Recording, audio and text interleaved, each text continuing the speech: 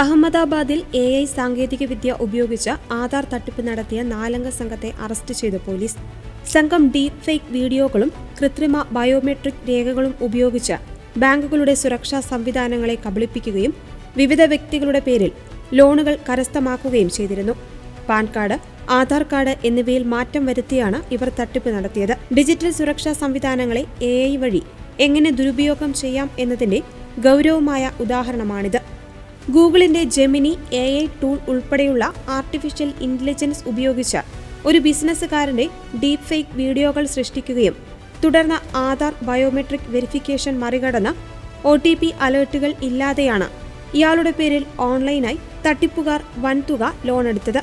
2 ദിവസത്തേക്ക് ബാങ്കിൽ നിന്ന് OTP ലഭിക്കുന്നത് നിർത്തിയതായി ശ്രദ്ധയിൽപ്പെടുകയും എന്തോ കുഴപ്പമുണ്ടെന്ന് സംശയിച്ച് ബിസിനസ്സുകാരൻ പോലീസിനെ സമീപിക്കുകയും ചെയ്തതോടെയാണ് സംഭവം വെളിച്ചത്തു വന്നത്. അന്വേഷണത്തിൽ ആധാറുമായി ബന്ധിപ്പിച്ചിട്ടുള്ള മൊബൈൽ നമ്പർ OTP വെരിഫിക്കേഷൻ ഇല്ലാതെ മാറ്റിയതായും ബയോമെട്രിക് ഡാറ്റയിൽ കൃത്രിമം കാണിച്ചതായും പോലീസ് കണ്ടെത്തി. പരാതിക്കാരന്റെ പേരിൽ ഒരു ബാങ്ക് അക്കൗണ്ട് തുറന്ന് 25,000 രൂപ വായ്പ എടുത്തതായും അന്വേഷണ ഉദ്യോഗസ്ഥർ കണ്ടെത്തി. രേഖകൾ കണ്ടെടുക്കുന്നതിനായി തട്ടിപ്പ് സംഘം ബിസിനസ്സുകാരന്റെ ഡിജി ലോക്കർ അക്കൗണ്ടിലേക്ക് പ്രവേശിച്ചതായും പോലീസ് അന്വേഷണത്തിൽ തെളിഞ്ഞു.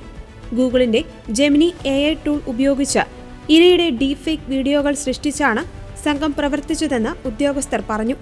അതേസമയം ബാങ്കിംഗ് മേഖലയിൽ ആർട്ടിഫിഷ്യൽ ഇന്റലിജൻസ് ഉയർത്തുന്ന സുരക്ഷാ വെല്ലുവിളികളെക്കുറിച്ച് കേന്ദ്ര ധനമന്ത്രി നിർമ്മല സീതാരാമൻ മുന്നറിയിപ്പ് നൽകി.